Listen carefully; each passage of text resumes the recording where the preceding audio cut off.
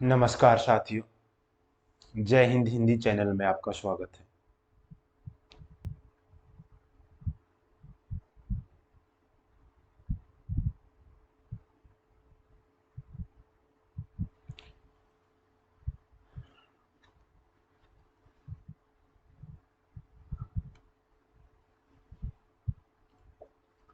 अभी तक हमने जो है भक्ति काल के अंदर जो है संत साहित्य का अध्ययन कर लिया है। और जो ज्ञानासरी शाखा है भक्ति काल के अंदर, जिसके प्रमुख जो कवि हैं कबीर, उनकी तो रचना जो बीजक है उसको तो ध्यान रखना ही है। उसके बाद में जो उनके जो वक्तव्य हैं वो हमने देखे थे। इसके बाद में और जो संत कवि हैं, ठीक है, अलग अलग क्षेत्रों से जुड़ करके भी सवाल पूछे जाते हैं, हमने उन पर भी बात की। और उनसे संबंधित जो भी जो प्रमुख वक्तव्य थे उनके बारे में बात की। आज हम जो है शुरू करें सूफी काव्य, और देखेंगे किस प्रकार से जो है सूफी काव्य और जो संत काव्य परंपरा, इनके अंदर जो है क्या क्या अंतर है, क्या कुछ समानताएं हैं, किस प्रकार से जो है सूफी जो काव्य है, सूफी जो धारा है उसका उद्भव हो रहा है। तो हम शुरू कर रहे हैं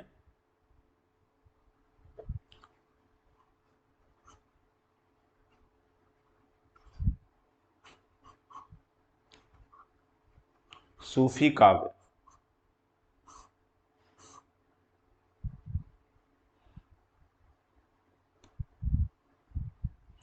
जब सूफी काव्य के अंदर जब नाम देखते हैं इनके नामकरण की, ठीक है, सबसे पहले हम जो है नामकरण की बात कर लेते हैं कि, कि इस शाखा को किसने जो है क्या क्या नाम दिए हैं। हमने पीछे भी देखा था, लेकिन फिर से एक बार इसको देख लेते हैं। हमने पीछे देखा था कि जो संत काव्य है उसका नाम जो है क्या क्या किया है, और तब हमने देखा था ज्ञानाश्री शाखा। और जो शुक्ल जी ने नाम दिया था वो दिया था वहां पर ज्ञानाश्रयी शाखा।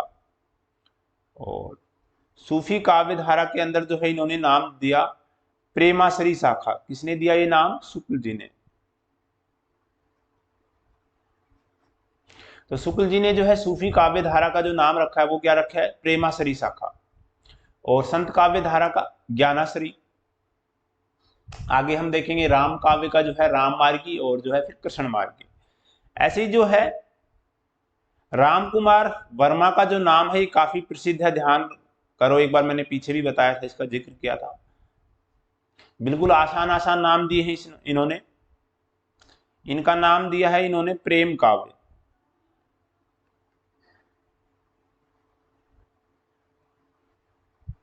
वहां पर उन्होंने जो है संत काव्य नाम दिया था, इसको प्रेम काव्य।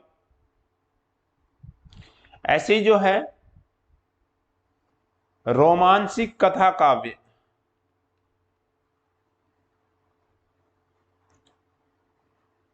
रोमांसिक कथा काव्य, ये जो नाम है ये दिया है गणपति चंद्र गुप्त ने।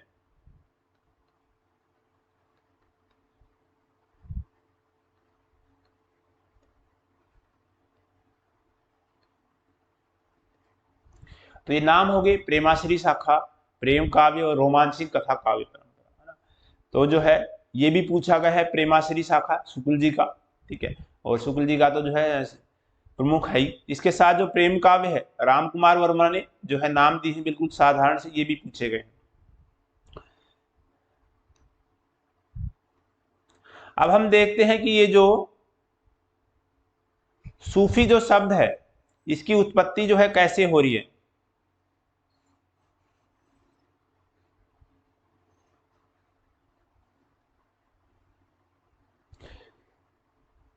ये जो सूफी शब्द है, ठीक है, इसके संबंध में जो है अलग अलग मत मिलते हैं। तो सबसे पहले जो है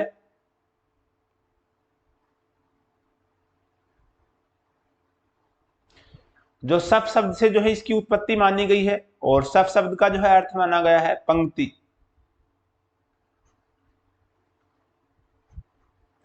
ऐसे ही जो है दूसरा जो शब्द है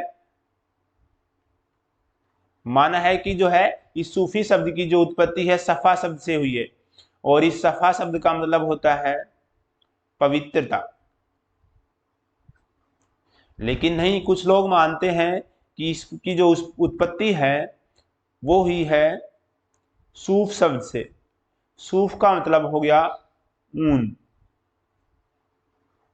और ये कहीं ना कहीं सर्वमान्य भी है कि जो सूफ शब्द है इससे जो है ऊन शब्द से जुड़ रहा है। कैसे कि जो सूफी है ये ऊनी चोगे जो है टाइप के जो पहनते थे, और कहीं ना कहीं जो है ये जो सफेद जो ऊन से निर्मित जो वस्त्र है ये पहनते थे। कहीं ना कहीं जो सफेद है कहीं ना कहीं जो है पवित्रता का भी जो है संबंध इससे जुड़ता है।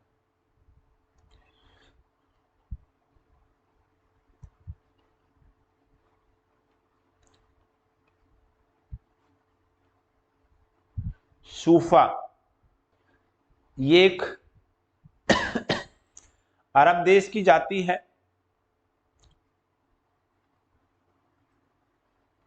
तो कुछ लोग जो इसका संबंध है इस अरब देश की जाति से जोड़ते हैं।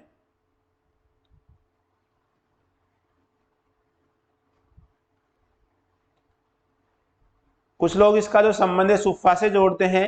एक ये जो है विशिष्ट भक्ति पद्धति है।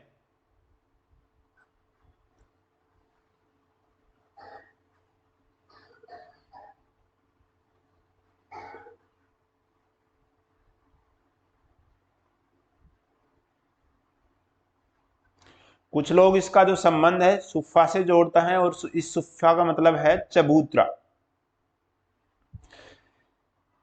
एक शब्द है सोफिया,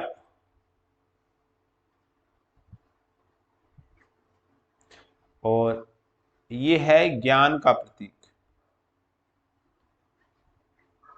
तो ये शब्द हैं जो इससे जुड़ते हैं, जिसमें आपको जो है ये तो याद रखना ही है, ठीक है, कि जो सूफी शब्द की उत्पत्ति जो है किससे मानी गई, सर्वमान्य रूप से सूफ से। और सूफ का मतलब क्या है, ऊन।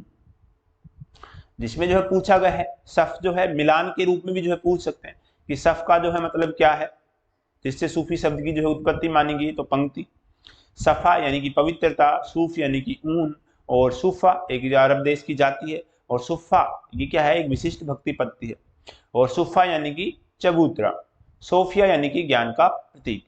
तो इन शब्दों से जो है सूफी शब्द की उत्पत्ति मानी गई है।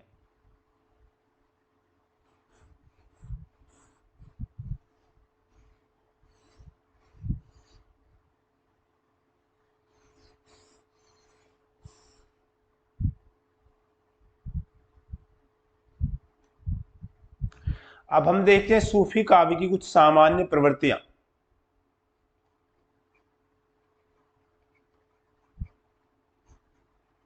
कुछ इसकी जो विशेषताएं हैं उसकी बात करते हैं कि इसकी जो है कुछ सामान्य प्रवृत्तियां या विशेषताएं। फिर हम देखेंगे किस प्रकार से संत साहित्य से अलग है जो सूफी साहित्य, ठीक है। दोनों को आमने सामने रख करके देखेंगे कि कौन से जो है साहित्य के अंदर सूफी जो है काव्य धारा के अंदर या फिर संत काव्य धारा के अंदर जो है क्या विशिष्ट पहलू जो है जुड़ते हैं, कौन सा जो है किस कारणों से जो है एक दूसरे से श्रेष्ठ है। इन सब के बारे में हम विस्तार से बात करेंगे। तो पहले शुरू करते हैं सामान्य प्रवृत्तियों में। एक तो यहाँ पर जो है मसनवी शैली देखने को मिलती है, आप सभी ने नाम सुना होगा मसनवी शैली। क्या होती है मसनवी शैली?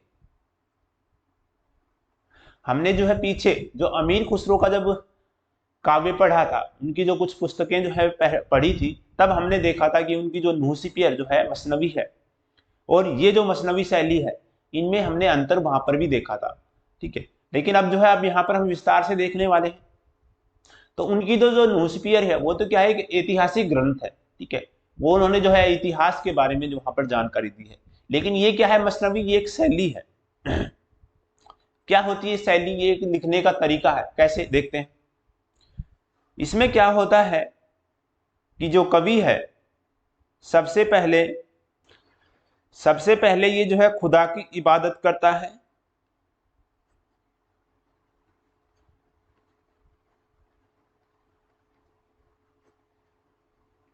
तत्पश्चात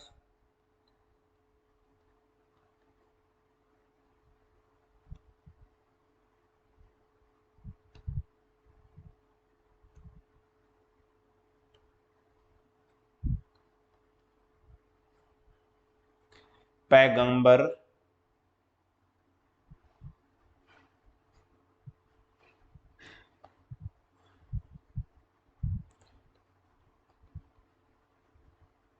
साहब की महिमा का गायन देखने को मिलता है।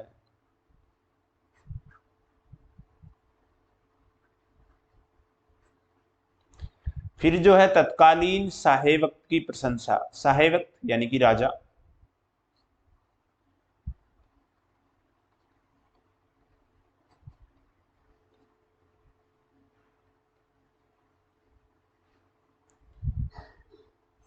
इसके बाद में जो है गुरु की महिमा का गायन, माया के गोरख धंधे को,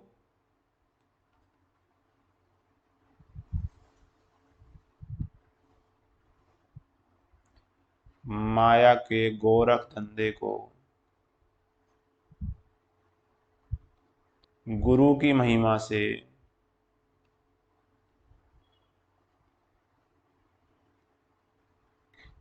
से दूर करना, या गुरु की सहायता से, ठीक है, गुरु के ज्ञान के द्वारा इस माया के जो गोरख धंधे को जो है दूर करना, यही क्या है, इश्क मजाजी से इश्क हकीकी की प्राप्ति। ये भी हम समझेंगे अभी, लेकिन सबसे पहले जो है यहां पर हम देख सकते हैं कि सर्वप्रथम हो गया खुदा की इबादत, ठीक है। उसके बाद में जो है इनके जो पैगंबर मोहम्मद साहब है उनकी महिमा का गायन देखने को मिलता है। फिर जो है तत्कालीन साहित्य यानी कि राजा की प्रशंसा में कुछ जो है लिखा जाता है। फिर जो है गुरु के द्वारा जो है माया के गोरख धंधे को जो है दूर करना, कहीं ना कहीं उसके निराकरण की बात की जाती है। और यही क्या है, इश्क मजाजी से इश्क हकीकी प्राप्ति। इश्क मजाजी क्या है, इश्क मजाजी जो है एक तरीके से साधन हो गया, और इश्क हकीकी यानी कि ईश्वरत्व यानी कि लक्ष्य की प्राप्ति साध्य। इश्क मजाजी क्या है, ये है सगुण, या इसी को कह सकते हैं कि लौकिक, और ये जो इश्क हकीकी है ये क्या है, निर्गुण या अलौकिक, या यही क्या है, साध्य, और ये क्या है, साधन। यानी कि इश्क मजाजी से इश्क हकीकी की प्राप्ति पर जो है बल दिया जाता है यहां पर। चलिए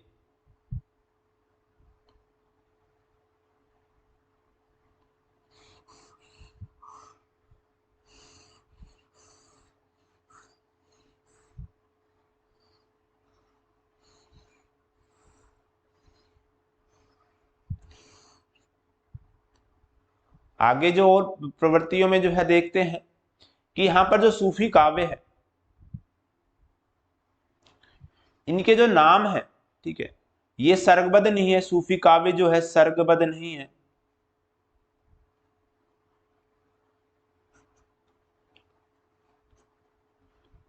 तो क्या किया है, घटनाओं के आधार पर यहां पर जो है नामकरण देखने को मिलते हैं। घटनाओं के आधार पर जो है नामकरण कर दिए गए हैं।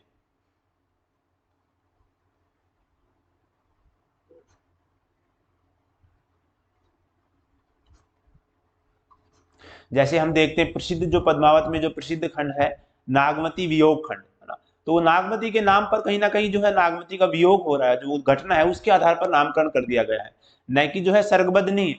जैसे हमने जो है पीछे देखा था जो वीर गाथा काल के अंदर जो 69 जो सर्ग हैं किसके अंदर, पृथ्वीराज रासो के अंदर।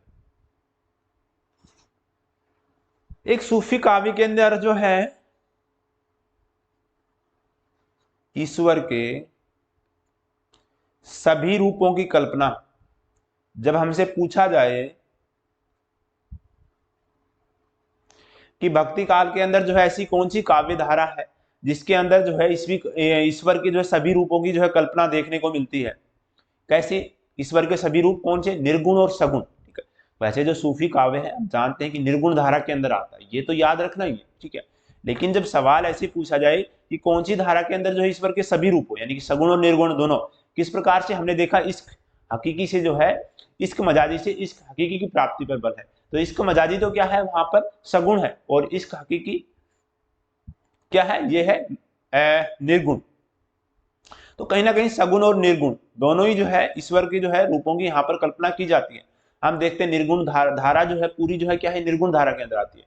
लेकिन जब हम देखते हैं कि जो पद्मावत के अंदर जो पद्मावती है ना, स्त्री को जो है यहाँ पर परमात्मा का रूपक माना गया है, ठीक है। तो किस प्रकार से जो है स्त्री है कहीं ना कहीं सगुण रूप में भी है, और वो ईश्वर जो है कहीं ना कहीं उस निर्गुण की जो है प्राप्ति पर बल दिया जाता है। कथानक रूढ़ियों का प्रयोग मिलता है,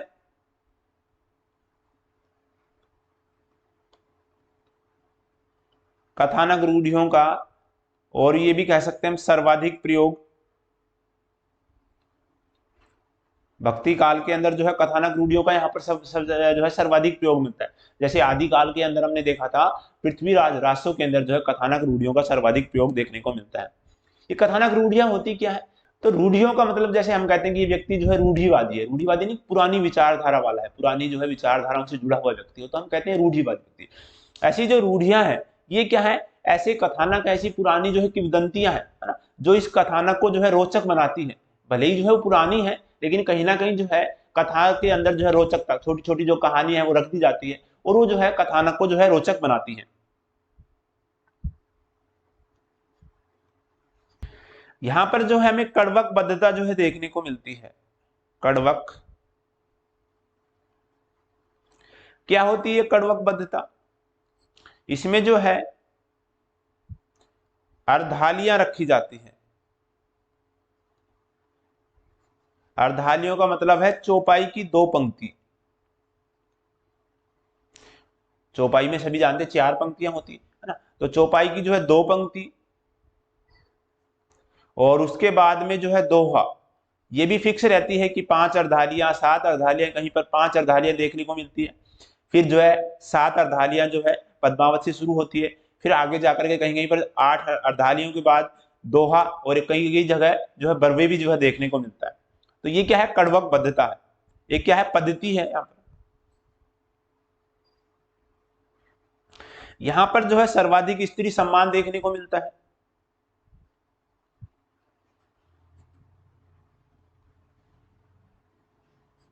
सर्वाधिक स्त्री सम्मान का मतलब क्या है, यानी कि कहीं ना कहीं हम देखते हैं कि जो स्त्री को जो है परमात्मा के रूपक के रूप में माना गया है, तो हम देख सकते हैं इससे भी जो है ज्यादा सम्मान की बात और क्या हो सकती है। तो सर्वाधिक जो है स्त्री सम्मान यहां पर देखने को मिलता है। यहां पर जो है प्रकृति का विशद चित्रण देखने को मिलता है, व्यापक चित्रण जो है देखने को मिलता है।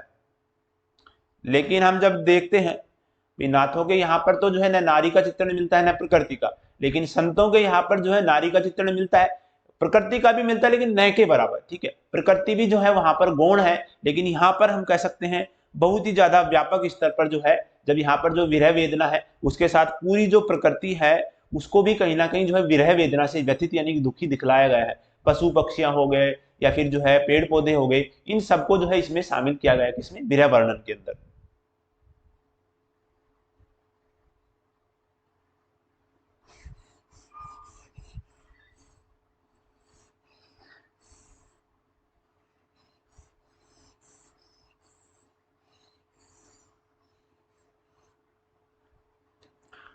अब हम जो देखने वाले हैं संत साहित्य और सूफी साहित्य में जो है, और सूफी काव्य धारा या साहित्य, ठीक है, कुछ अंतर।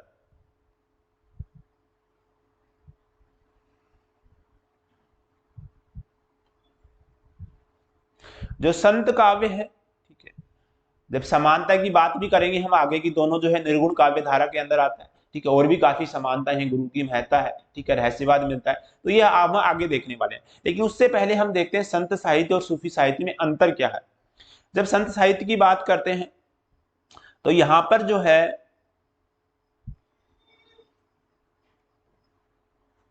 मुक्तक काव्य देखने को मिलता है। यहां पर क्या है, प्रबंधात्मकता,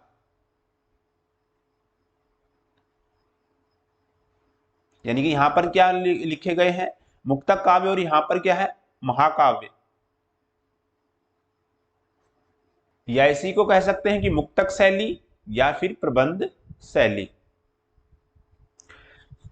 नंबर 2, इनकी जब भाषा की बात करें तो यहां पर जो भाषा है वो कैसी, सभी जानते हैं संतों की जो भाषा है वो है सदुक्कड़ी। यहां पर जो है ठेठ अवधि देखने को मिलती है, यानी कि ग्रामीण। ठीक है, और जब हम जो है राममार्गी के अंदर तुलसीदास की भाषा जब देखेंगे तो वहां पर क्या है, साहित्यिक अवधि है वो। ठीक है, संस्कृत निष्ठ तत्सम प्रधान। यहां पर भाषा होगी। और लिपि की बात करें तो यहां पर जो है देवनागरी लिपि है।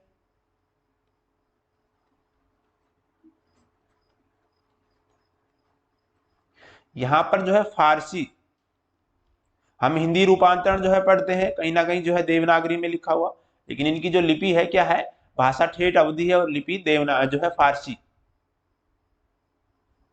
सूफियों की जो प्रणय भावना है वो अभारतीय है।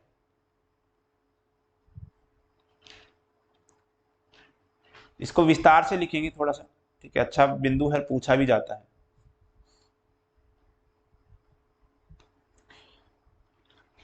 कि सूफियों की जो प्रणय भावना है, प्रणय यानी कि प्रेम, प्रणय भावना क्या है, अभारतीय है। और सूफियों, अच्छा मैंने उल्टा लिख दिया, अच्छा ठीक है, यहां से ए हटा लेंगे।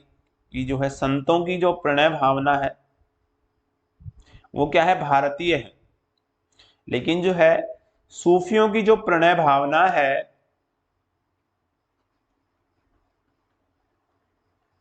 ये अभारतीय है। कैसे हैं इसको समझेंगे। कि सूफियों की जो प्रणय भावना है वो तो भारतीय है, ठीक है, लेकिन ये अभारतीय क्या है और भारतीय क्या है। भारतीय का मतलब है कि हम जो है भारतीय जो प्रेम है ना, उसके अंदर कहीं भी जो है जुगुप्सा का भाव नहीं देखते। ठीक है, अब जुगुप्सा का भाव का मतलब ये है कि जैसे इन्होंने ये कहते हैं कि जो है रक्त ढरा मांसू गला, यानी कि रक्त ढर रहा है आंसू से, और जो है मांस वो गल गया है और हाड़ बहे सब संक, यानी कि इस प्रकार से जो है यहाँ पर क्या है कि वियोग श्रृंगार के अंदर जुगुप्सा का भाव देखने को मिलता है। लेकिन भारत के अंदर जो है भारतीय प्रेम भावना के अंदर ऐसा कहीं भी देखने को नहीं मिलता है। तो ये क्या है, प्रणय भावना अभारतीय है, ये आपको ध्यान रखना है। इनका जो है यहाँ पर जो रहस्यवाद है ये साधनात्मक रहस्यवाद है।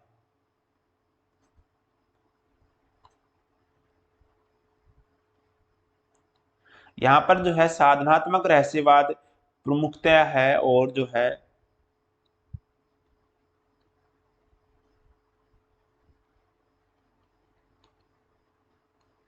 और भावनात्मक रहस्यवाद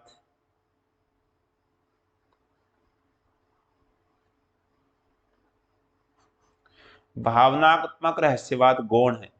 लेकिन यहां पर क्या है, भावनात्मक रहस्यवाद की प्रधानता है, भावनात्मक रहस्यवाद की प्रधानता देखने को मिलती है।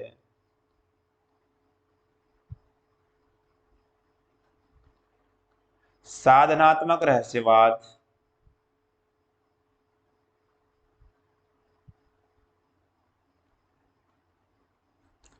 कम या गौण। ठीक है, अब हम जो है साधनात्मक रहस्यवाद और पीछे जो है भावनात्मक रहस्यवाद में मैंने बताया था, फिर भी एक बार रिपीट कर देता हूं।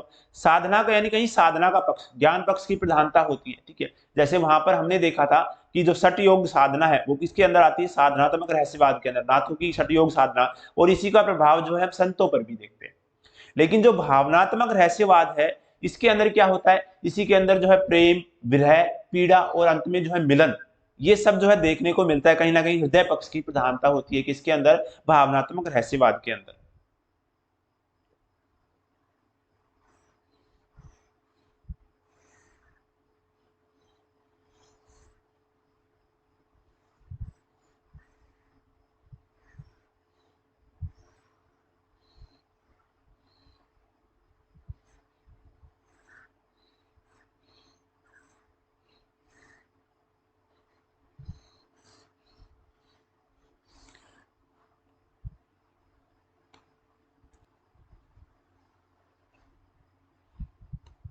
तो हम इधर देख रहे थे संत काव्य, और इधर देख रहे थे हम सूफी काव्य, सूफी साहित्य। संत जो है साधक ज्यादा है,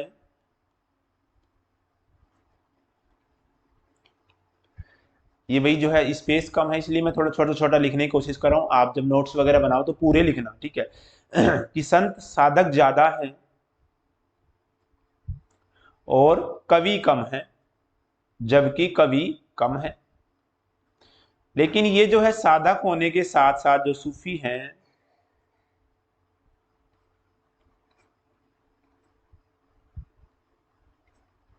साथ साथ क्या है, कवि भी हैं।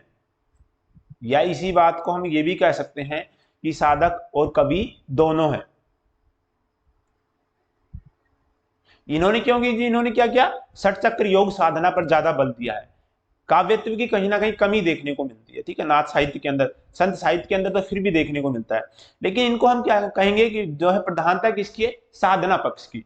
लेकिन यहाँ पर जो है काव्यत्व की भी प्रधानता है, और ये साधक होने के साथ साथ कहीं ना कहीं कवि भी है, दोनों है। यहां पर जो है संत साहित्य पर शंकराचार्य के अद्वैतवाद का प्रभाव है।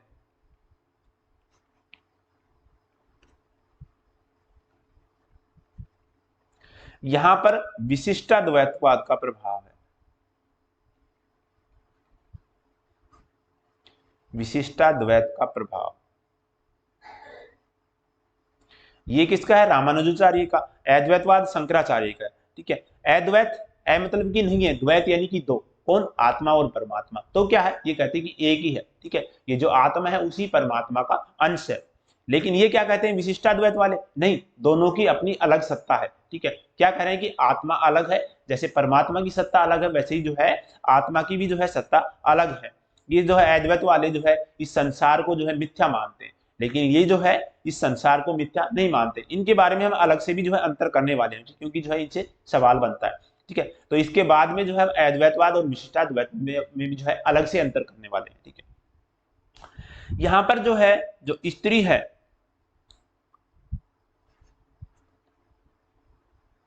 ये विरहिणी आत्मा,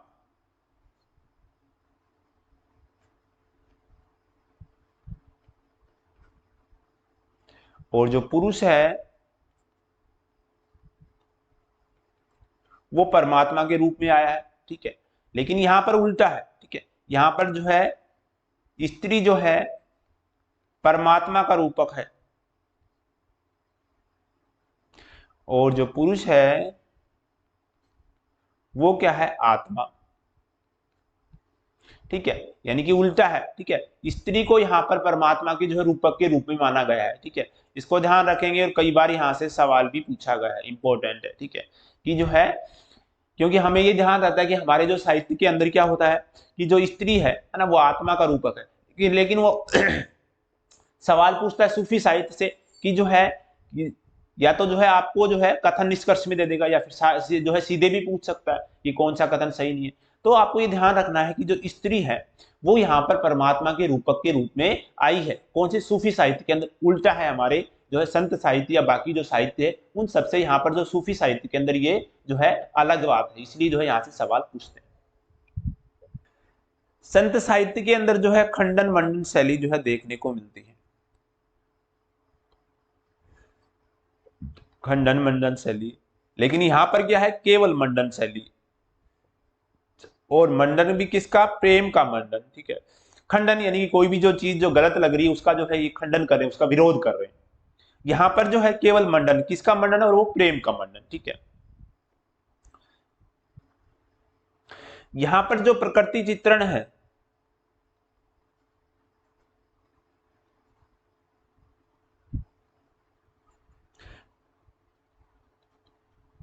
यहां पर जो है प्रकृति चित्रण उपेक्षणीय है, यानी कि गौण है, ठीक है। इसी को कह सकते हैं कि ये गौण है, प्रकृति चित्रण उपेक्षणीय है। लेकिन यहां पर जो है प्रकृति का विशद व्यापक जो है चित्रण देखने को मिलता है। तो ये देख लेंगे, ठीक है, कि ये जो है संत जो है साधक ज्यादा है और कवि कम है, लेकिन यहां पर ये साधक और कवि दोनों है। ठीक है। इन पर अद्वैतवाद का प्रभाव है, इन पर विशिष्टाद्वैत का प्रभाव है, ठीक है। ये भी पूछा गया है, ठीक है, ये तो सवाल है, ठीक है। ये भी पूछा गया है कि जो है कि सूफी साहित्य पर किसका प्रभाव है, ठीक है। तो किसका प्रभाव है? विशिष्टाद्वैतवाद का। और यहाँ पर जो है स्त्री, ये सवाल भी पूछा गया है, ठीक है, कि जो है यहाँ पर स्त्री को परमात्मा का रूपक और पुरुष को आत्मा का रूपक। ऐसे जो है स्त्री यहाँ पर जो है विरहणी आत्मा के लिए संत साहित्य में जो है इससे उल्टा हो गया। यहाँ पर खंडन और मंडन शैली जो देखने को मिलती है, यहाँ पर केवल मंडन, किसका? प्रेम का मंडन। यहाँ पर प्रकृति चित्रण उपेक्षणीय है, जबकि यहाँ पर प्रकृति का व्यापक और जो है विशद चित्रण हम देख सकते हैं।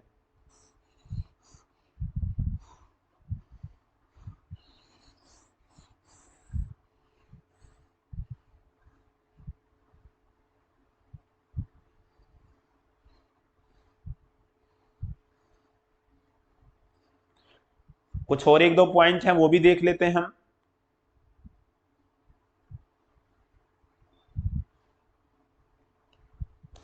यहां पर हम देख रहे थे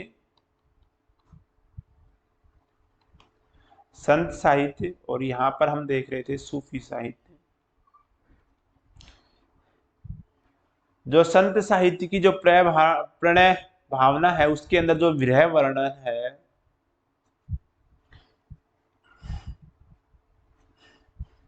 वो कहीं ना कहीं क्या है? व्यक्तिक है, व्यक्ति तक सीमित है। लेकिन यहां पर जो विरह वर्णन है,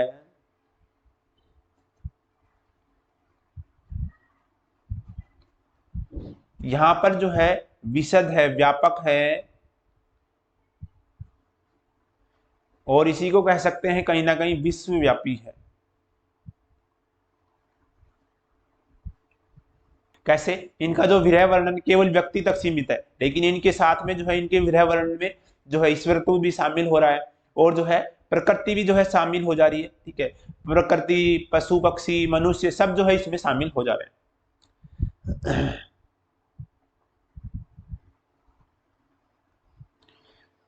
यहां पर जो है ज्ञान कांड का समर्थन देखने को मिलता है।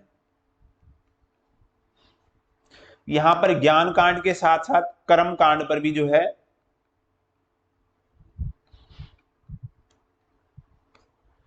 कर्म कांड, ठीक है। तो ये कहीं ना कहीं जो है कर्म करने पर भी जो है बल दे रहे हैं। कैसे? ये जो ज्ञान केवल जो है हमें इनकी षट चक्र योग साधना देख रहे हैं, लेकिन यहाँ पर जो है ये तंत्र मंत्र जादू टोना वगैरह में भी जो है कहीं ना कहीं विश्वास कर रहे हैं। इन्होंने जो है धार्मिक एकता पर बल दिया है।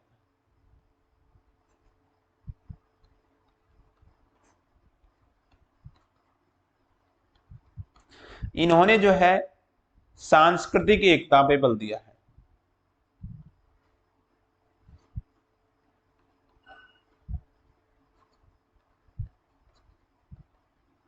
और सफल जो है, हमें ऐसे लगेगा संत जो है ज्यादा सफल हुए, लेकिन नहीं। जबकि सफल ज्यादा कौन बताए गए हैं? ज्यादा बताए गए हैं सूफी, ठीक है। यानी कि सांस्कृतिक एकता पर जो इन्होंने बल दिया है, इसमें कहीं ना कहीं जो सूफी हैं, जो सूफी जो कवि हुए, वो ज्यादा कहीं ना कहीं सफल होते जो है नजर आ रहे हैं, किसके बजाय? संतों की बजाय।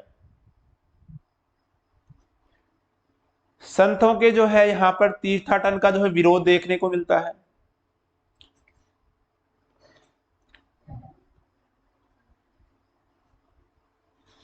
यहां पर जो है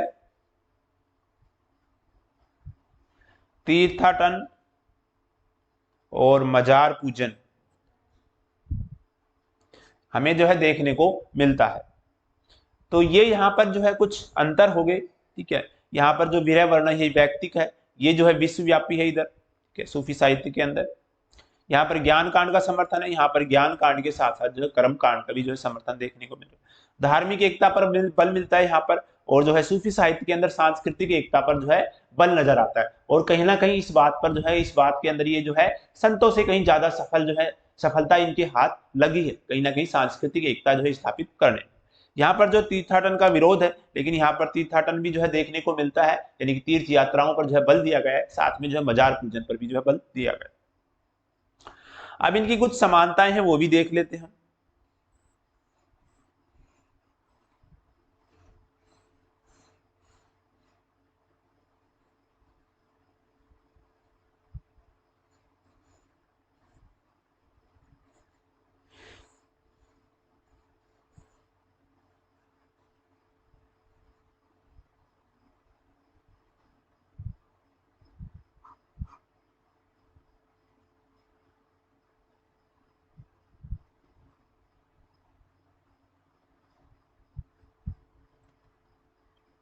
संत एवं सूफी साहित्य में या काव्य में समानता।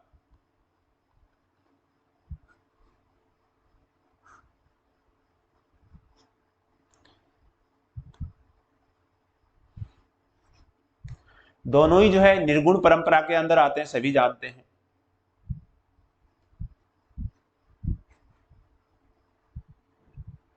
यानी कि जो है ईश्वर के जो है निर्गुण रूप का यहाँ पर बखान देखने को मिलता है। दोनों के यहाँ पर जो है गुरु की महत्ता हमें जो है देखने को मिलती है। कुछ सीधी लाइनें, ठीक है भाई, दोनों के यहाँ पर क्या है, गुरु की जो है महिमा देखने को मिल रही है। दोनों के यहाँ पर जो है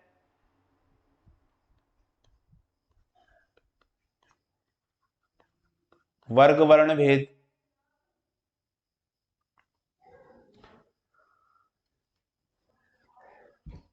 चलिए धन्यवाद साथियों। इसकी जो समानताएं हैं वो हम जो है नेक्स्ट क्लास में देखेंगे। ठीक है, लाइट चली गई है, तो नेक्स्ट क्लास में हम की जो संत और सूफी साहित्य इसकी समानताएं देखने वाले हैं। धन्यवाद।